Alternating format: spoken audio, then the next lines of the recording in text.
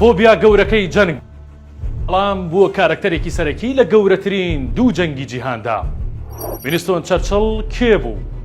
دەڵێن ژیانی گەنجێتی ئەم پیاوە بە باش و خراپ ئامادەکاریەک بووە بۆ سەرکردایەتیکردن لە وەختی جەنگدا. بە باوەڕدارێکی ڕۆمانسی و نیشتیمان پەروەرێکی چڕ و پڕ ناوی دەبن. هەم ڕۆژنامەنووس هەم وێنەکێش پیاوێکی کردداری کە لەسەر تەحەدا لە ناو قەیرانەکاندا گەشەی کرد. خوێنکار و مێژوونووس سەربازێکی دێرین لە جەنگدا دەوڵەتمەدار بوو.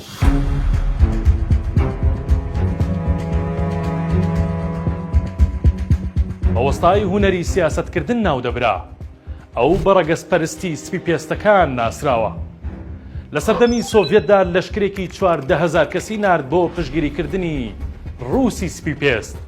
هەر بۆیە چەرچڵ دەڵێت هەموو شتە گەورەکان سادەن و زۆرێکیان دەتوانرێت بە یەک وشە دەرببڕدرێن، وەک ئازادی، دادپەروەری، شەرەف، ئەرک، بەزەیی و هیوا.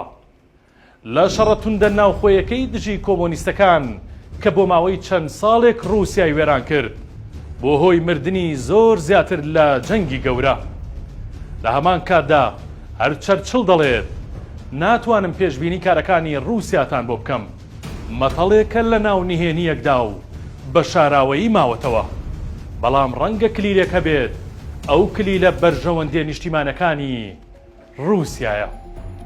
کاتێک گاندی بەرخۆدانی ئاشتیانەی خۆی لە هیندستان دەست پێکرد، چەرچڵ تووڕە بوو، وتی دەبوو بە دەست و پێی بەستراو لە دەواازەکانی دلهیدا پاڵ بخرێت و جێگری پاشا نوێیەکەی هیندستان بە سواری فیلێکەوە بەسەر زگی کەوێت و دانیشێت لەسەری.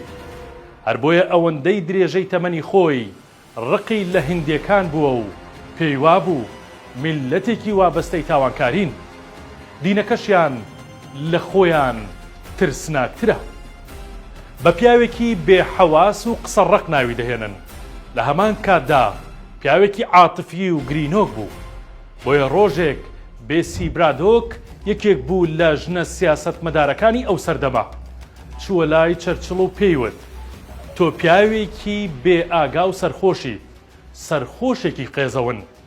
لە وەڵامدا چەرچڵ وتی تۆ ژنێکی زۆر ناشرینی. سبەینێ من سەرخۆشیەکەم بەرم دەدات و دێمەوە سەرخۆم، بەڵام تۆ هەتایە هەر بە ناشرینی دەمێنیتەوە. چەرچڵ پیاوێکی تووڕە و تون بوو، بەڵام لەسەر وەختی سەرکردایەتیکردندا فێر بوو کە هونەری ڕاگررتنی یەکسانی کاری ئاسانتر دەکات و دەستێکی زۆر بۆ هەڵگرتنی باری قورسی شانی لە خۆی کۆ دەکاتەوە. هەمیشە چەرچڵ پێی وابووە دەستکەوتنی گەورە پێویستی بە مەترسی گەورە هەیە.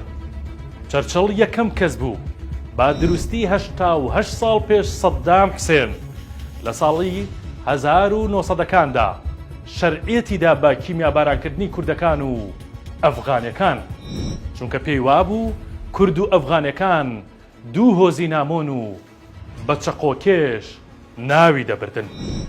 ئەو پیاوە لە خەونی ڕاگررتنی شەڕی ساردا بوو تاوەکو ئەو دەمەی مردن لە ڕێگای 8 جەڵدەی مێژ هاتە ماڵی و ئیتر نەگەڕایەوە.